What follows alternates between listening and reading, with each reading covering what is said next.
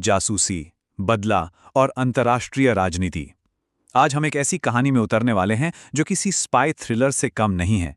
एक कहानी जिसमें एक आतंकवादी को खत्म करने के लिए एक बहुत बड़ा और बहुत ही पेचीदा जाल बिछाया गया था। जगह थी पाकिस्तान का सियालकोट शहर और तारीख 11 अक्टूबर 2023। सुबह का वक्त था। शहर में रोज की तरह ही चहल पहल थी, लेकिन किसी को भी इस बात का जरा भी अंदाजा नहीं था कि बस कुछ ही देर में यहां कुछ ऐसा होने वाला है जो दो देशों के बीच के तनाव की आग में घी डालने का काम करेगा।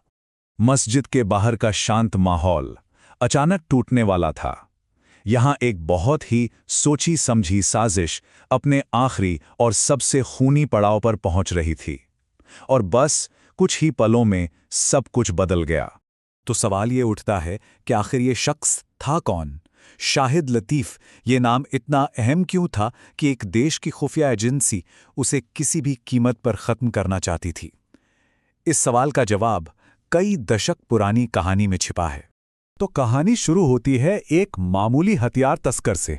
जी हां, शाहिद लतीफ़, जो जैश ए मोहम्मद का एक बड़ा कमांडर बनने से पहले एक छोटा मोटा स्मगलर था। भारतीय जेल में बिताए 16 सालों ने उसे एक कट्टर आतंकवादी बना दिया था। और फिर हुआ 2016 का पठानकोट एयरबेस हमला। ये लतीफ़ का सबसे कुख्यात कारनामा था, एक ऐसा हमला जिसने भारत को हिलाकर रख दिया, और इसी हमले ने लतीफ़ को भारत के सबसे बड़े दुश्मनों की लिस्ट में टॉप पर ला खड़ा किया। इस हमले की कीमत 7 भारतीय सुरक्षाकर्मियों की जान से चुकाई गई। इस एक घटना ने भारत और पाकिस्तान के पहले से ही नाजुक रिश्तों को लगभग तोड़ ही दिया।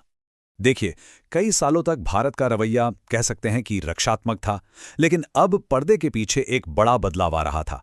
अब इंतजार नहीं करना था, अब नई रणनीति थी, दुश्मन को उसके घर में घुसकर खत्म करने की। अब इस हाई स्टेक्स गेम के किरदारों से मिलते हैं।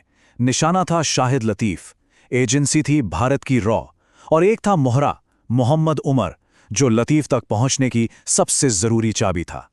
देखिए, लतीफ़ तक सीधे पहुंचना लगभग नामुमकिन था, तो एजेंसी ने एक दूसरा रास्ता अपनाया। उन्होंने उसकी सप्लाई चेन की सबसे अहम कड़ी मोहम्मद उमैर को ही तोड़ लिया, और उससे एक ऐसा ऑफर दिया गया जिसे वो ठुकरा नहीं सकता था।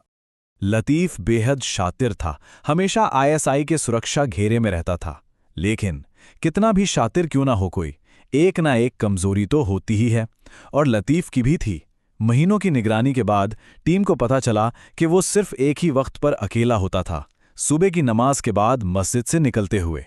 9 अक्टूबर, टीम पूरी तरह से तैयार थी, सब कुछ प्लान के मुताबिक चल रहा था। लेकिन ठीक आखिरी मौके पर कुछ ऐसा हुआ जिसकी किसी को उम्मीद नहीं थी, और पूरा मिशन फेल हो गया। पर हुआ क्या था? वजह इतनी छोटी सी कि यकीन करना मुश्किल है। बस एक दरवाजा जो उस दिन बंद था। लतीफ़ को मस्जिद के पिछले गेट से बाहर आना था, लेकिन वो बंद निकला। बस इतनी सी बात ने पूरे प्लान पर पानी फेर दिया। 2 दिन बाद 11 अक्टूबर, टीम वापस एक्शन में थी, लेकिन इस बार कोई गलती नहीं होने वाली थी। योजना और भी ज्यादा पक्की थी, हर कदम पर नजर रखी जा रही थी, और इस बार निशाना नहीं चुका। लतीफ़ मारा जा चुका था, मिशन तो पूरा हो गया था, लेकिन कहानी में एक ट्विस्ट अभी बाकी था। जिस मोहरे मोहम्मद उमर की वजह से यह सब मुमकिन हुआ, उसे जानबूझकर पकड़वा दिया गया। सवाल यह है कि आखिर क्यों? और जवाब था, एक तीर से 2 निशाने। रिपोर्ट के मुताबिक मकसद सिर्फ लतीफ़ को खत्म करना नहीं था, बल्कि उसके पूरे हथियार सप्लाई नेटवर्क को भी जड़ से उखाड़ फेंकना था। तो देखिए, इस एक ऑपरेशन से 2 बड़े काम हुए।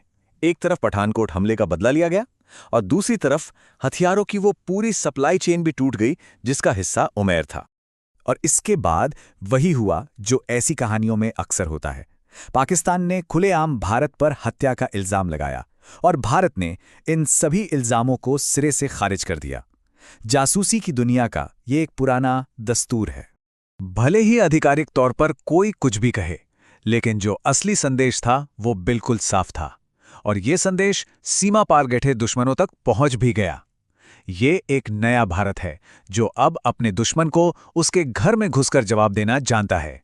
तो क्या ये सिर्फ एक आतंकवादी की कहानी का अंत था, या फिर आतंकवाद से लड़ने के एक नए, ज्यादा आक्रामक दौर की शुरुआत? सवाल ये भी उठता है कि क्या भविष्य में ऐसे और भी अनदेखे युद्ध लड़े जाएंगे, जहां नियम, सीमाएं और सबूत सब धुंधले पड़ जाते हैं। जासूसी, भारत की ऐसी बदला। ही अनकही और रोचक कहानियां सुनने के लिए हमारे चैनल को लाइक करें, सब्सक्राइब करें, शेयर करें और अपनी राय कमेंट में जरूर लिखें।